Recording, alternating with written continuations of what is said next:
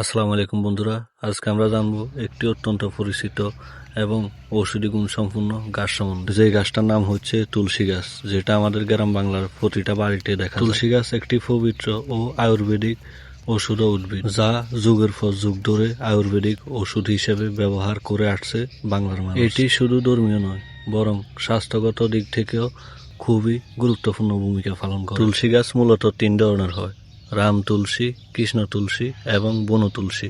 বন তুলসী সাধারণত জঙ্গলে জন্মায় অথবা খালি জায়গায় জন্মায়, এবং এই তিনটির মধ্যে সবচেয়ে ঔষধি গুণ সম্পন্ন যে গাছটা, ওই গাছটা হচ্ছে কৃষ্ণ তুলসী।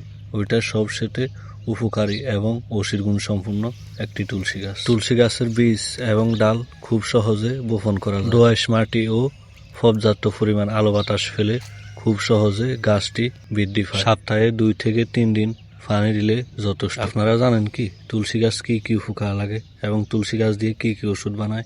চলুন জেনে আসি। তুলসী গাছের রস আপনি যদি প্রতিনিয়ত সেবন করতে থাকেন, তাহলে আপনার রক্তচাপ কমাবে এবং রক্ত পরিষ্কার ও সতেজ রাখবে, হজম শক্তি বাড়াবে এবং ডায়াবেটিস নিয়ন্ত্রণে সাহায্য করে, সর্দি কাশি ও জ্বর কমাতে সাহায্য করে এবং হাঁফানি ও গলা ব্যথার খুবই উপকারী। তার পাশাপাশি শরীরের রোগ প্রতিরোধ ক্ষমতা বাড়ায়। আমি আপনাকে একটা কথাই বলবো, আপনার বাড়ির আঙিনে 1 থেকে 2টা গাছ লাগান এবং পরিবেশ সুস্থ রাখুন, নিজেও সুস্থ থাকুন। তো ঠিক আছে প্রিয় বন্ধুরা, আশা করি আপনারা বুঝে গেছেন তুলসী গাছ সম্বন্ধে।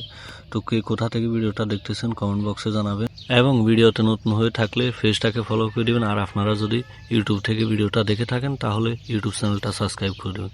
তো ঠিক আছে বন্ধুরা, আর বেশি কথা বলবো না, আমার ভিডিওর ঘন্টা অলরেডি বেজে গেছে। ভিডিওটা ভালো লেগে থাকলে বন্ধু বান্ধবের মাঝে শেয়ার করে দিয়ে ওদেরকে দেখার সুযোগ করে দিবেন। কে কোথা থেকে দেখছেন কমেন্ট বক্সে জানাবেন। ঠিক আছে, আজকের জন্য এখানে বিদায় নিতেছি। সবাই ভালো থাকবেন, সুস্থ থাকবেন। আল্লাহ হাফেজ।